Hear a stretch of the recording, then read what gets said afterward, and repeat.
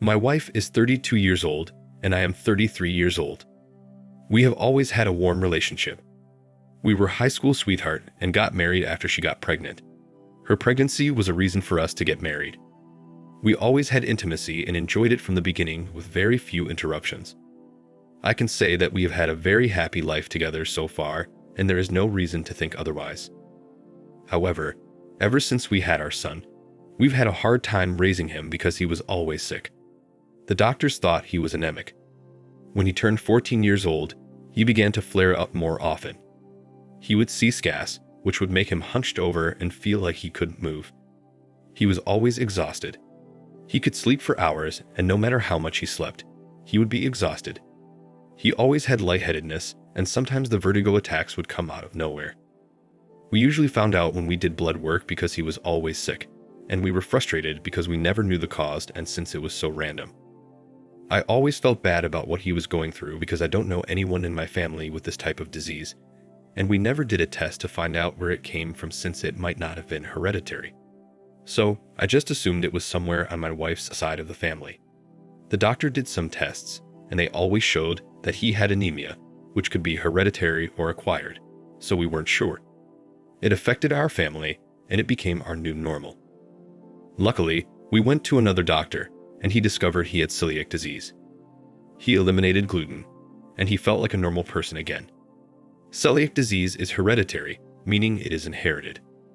Oddly enough, my wife and I were both happy because for the first time in our lives, we could actually control the exacerbations, and we're not going to continue to arrange our lives based on hospital visits and being prepared to take our son to the emergency room at any moment. We were relieved for once in 14 years. Little did we know that this would only be the beginning of the destruction of our marriage, knowing that the root cause of where he inherited his disease from would be devastating to our family and would reveal a 15-year-old secret that only my wife could answer. The doctor recommended that my wife and I get a blood test to find out which part of the family the disease came from. We did the blood test, and it came back negative. This means no antibodies to celiac disease were detected in our blood. We did another test, and the result was the same. At our next visit, the doctor was confused and asked if our son was adopted. We said no. He kind of stopped there, but it was awkward and I noticed my wife was uncomfortable. As we drove home from the doctor's office, I was unusually quiet. My thoughts were turning to the time our son was conceived. I remember suggesting jokingly that we take a paternity test at that time because I was still using protection. She could have freaked out or taken a defensive stance, but all she had to do was act normal to make it go away. I was actually joking, and now more than ever, I regret it. She knew I was joking. Now I have my doubts. I didn't dare question her about it, even though the thought was unthinkable. I raised him from birth. He is my world. He is my legacy. The sleepless night, the pain and suffering, the deception to something that was beyond my wildest dreams.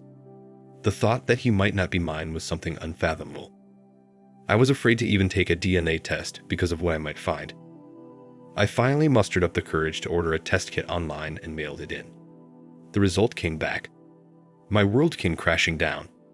I didn't know what to do. I can't understand it. We went to college together and had very few problems. We had, or so I thought, a happy life together. We have similar work schedules, and I never once suspected anything was going on behind my back. And yet, this is not my son. When she came home that day, she found me lying on the floor with a half-empty bottle of whiskey. I didn't even notice she was home until she tried to wake me up. I asked her who the baby's father was, and she backed off and looked embarrassed. She then replied in anger that the father was me. I told her she lied, and she lied to me for 14 years. I told her I had a DNA test, and it showed he was not mine. She asked me if she could see the DNA test, and I told her no and for her to answer the damn question. Instead of answering questions about who the biological dad is, she tried to turn the tables on me by mumbling about how I could do a paternity test for our son, as if I had done something wrong by taking a paternity test. Trying to imagine that taking a paternity test was worse than dealing with another man, and then bringing home a child from 14 years ago, and lying to me to raise him as my own. Trying to make it seem like it was my fault for taking the DNA test.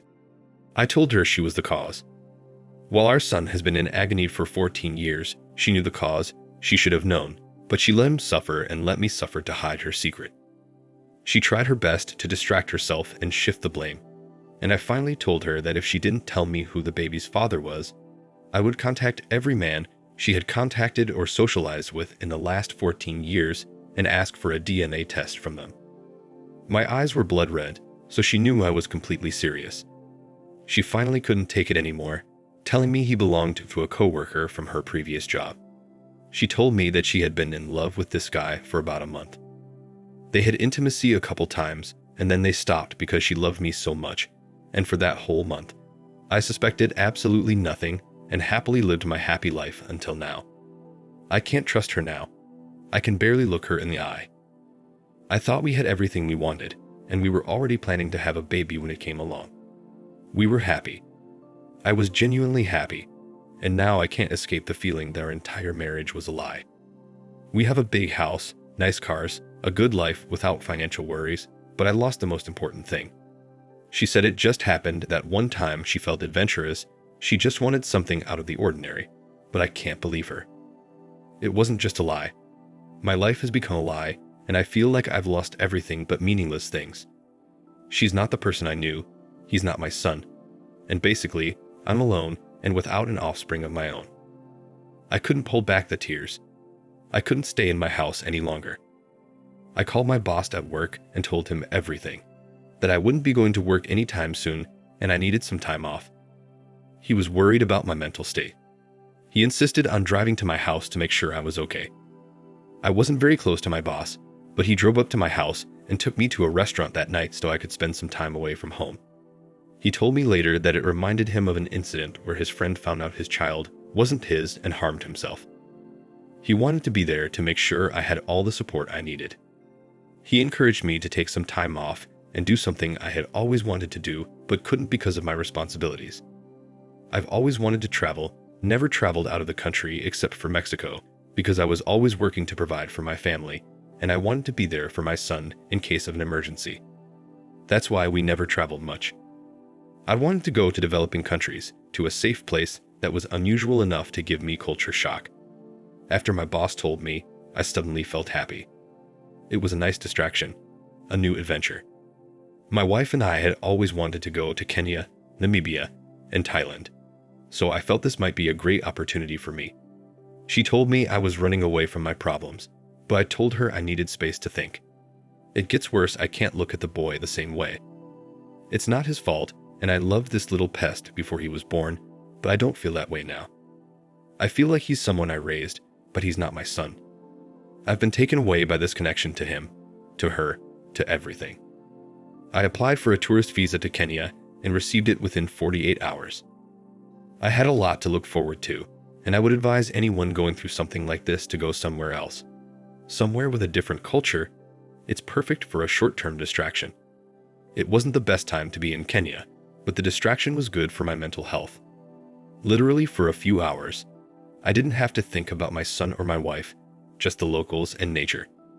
I had fun snorkeling, boating, people looking at you with genuine love in their eyes even if they don't know you. It was what I needed at the time. But after a week in Mombasa, I went home to get my house in order. I made a decision to divorce my wife. When I got home, I wanted to go back to where I just came from. Home is not home when she is here. I can't look at her. I can't stand her voice, and I have become cold to the boy, which makes me feel completely miserable.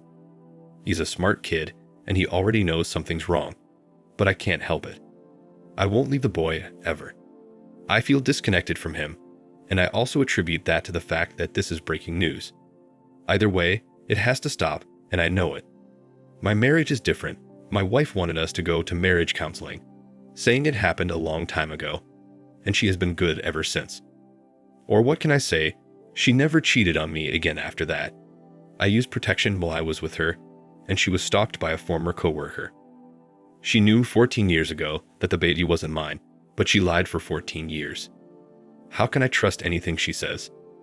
I demanded an amicable divorce to give me a chance to heal. We have to share custody of my son, and I will still be his legal father. I still love him, and it's not his fault as long as my wife agrees with everything. I don't know if I will eventually feel the same way about my son, and it scares the hell out of me. I told my soon-to-be ex-wife that I want her to contact the biological father and let him know. Right now, it's better for things to come out. She wanted me to keep it from the biological father, as well as family and friends. I agreed as long as, until the divorce was finalized, I would tell my parents. Telling my parents would be a hard pill to swallow. I'm still young, I can still start a new family, and it will be the best way to get over the cheating. Right now, I have already filed for divorce, and it will be finalized in the next 6 months. Right now, I'm mainly looking for an apartment, and will leave the house to my soon-to-be ex-wife and son. Thank you for watching. Like, comment, and subscribe if you enjoyed the video. Until next time, I'll see you again. Take care.